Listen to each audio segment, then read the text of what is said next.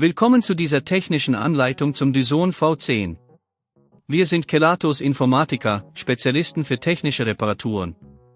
Wir holen dein Gerät direkt bei dir zu Hause ab, führen eine kostenlose Diagnose durch und schicken dir einen Kostenvoranschlag, bevor wir reparieren.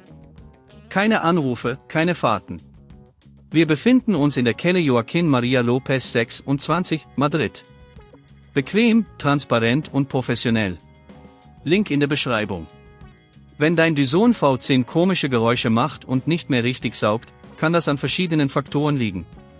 Oftmals sind es verstopfte Filter oder defekte Teile, die das Problem verursachen. Wenn du dieses Problem nicht zeitnah behebst, kann es zu weiteren Schäden am Gerät kommen, was die Reparaturkosten erhöhen könnte. Für die Reparatur benötigst du einen Kreuzschlitzschraubendreher, eine Pinzette, einen neuen Filter und eventuell Ersatzteile wie einen neuen Motor oder eine Dichtung. Zuallererst musst du das Gerät sicher öffnen. Achte darauf, dass der Akku entfernt ist, bevor du mit der Reparatur beginnst.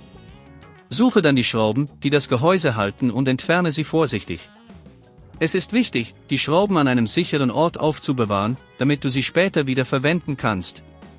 Wenn du das Gehäuse geöffnet hast, überprüfe den Motor und die Filter.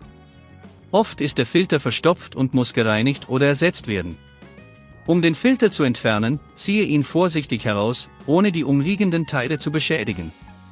Wenn du einen neuen Filter einsetzen möchtest, stelle sicher, dass er richtig sitzt, bevor du das Gehäuse wieder schließt. Achte darauf, dass alle Kabel gut angeschlossen sind und dass du nichts beschädigt hast. Wenn dir das an dieser Stelle zu kompliziert wird, denk daran, dass wir bei Kelatos dein Gerät zu Hause abholen und es dir repariert zurückschicken. Nachdem du alles wieder zusammengebaut hast, teste das Gerät, um sicherzustellen, dass es richtig funktioniert und keine komischen Geräusche mehr macht. Um zu vermeiden, dass das Problem erneut auftritt, empfehle ich, die Filter regelmäßig zu reinigen und das Gerät nicht über längere Zeit auf Teppichen oder stark verschmutzten Böden zu verwenden.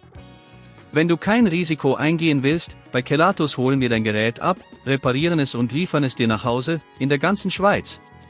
Link in der Beschreibung.